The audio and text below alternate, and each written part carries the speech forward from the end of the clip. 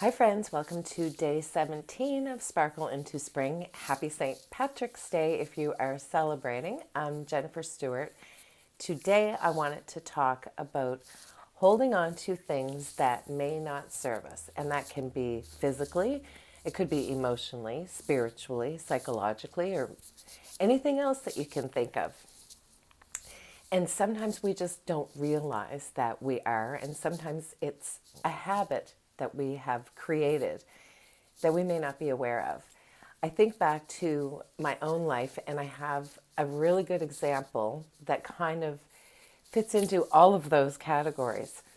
And it's when I broke my back. It'll be 35 years ago this coming June.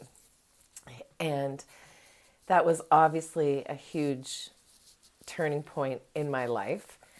And there were a lot of emotions, a lot of trauma, a lot of physical, psychological, emotional, even spiritual things that went along with that.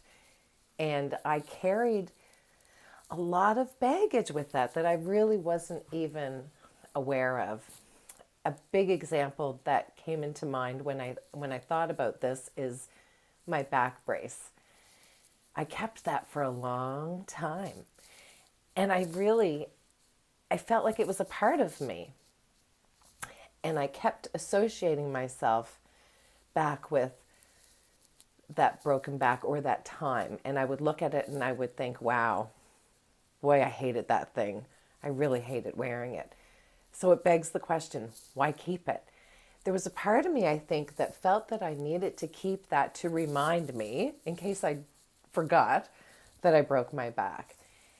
And I often thought, why did I need that physical reminder, that tangible thing in front of me?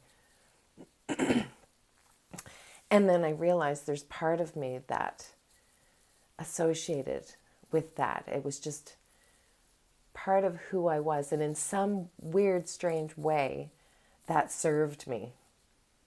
I haven't quite figured it all out, and that's okay. I don't need to quite figure it all out. But one of the things that was a big release for me was finally getting rid of that back brace. And it was like a weight got lifted from my shoulders.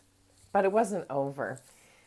Every year, June 13th, I would almost dread, I would think, oh, what's going to happen? And I had in my head, for some reason, that every year on that anniversary, something weird would happen.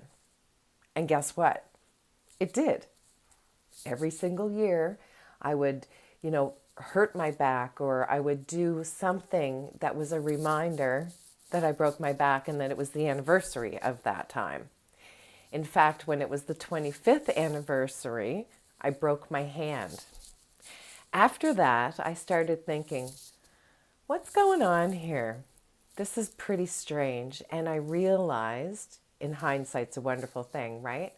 I realized that I brought all of that on myself because for some reason I felt that I needed to acknowledge that date, that anniversary date. I needed to hold on to that for some reason.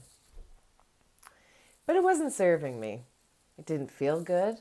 I dreaded every year, sometimes weeks, sometimes even a month ahead. I would think, oh gosh, what's going to happen this time? I hope that I hope it's not too bad.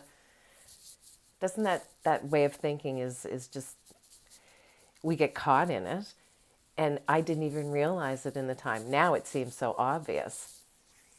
But that was, a while ago. But for some reason, there was still something there. And every time I would think about it in hindsight, clearing it was the way to actually get rid of it and not giving it any power. When I made that decision, things changed. Now the day comes and goes. I may or may not think about it, but there's no pressure. There's no worrying.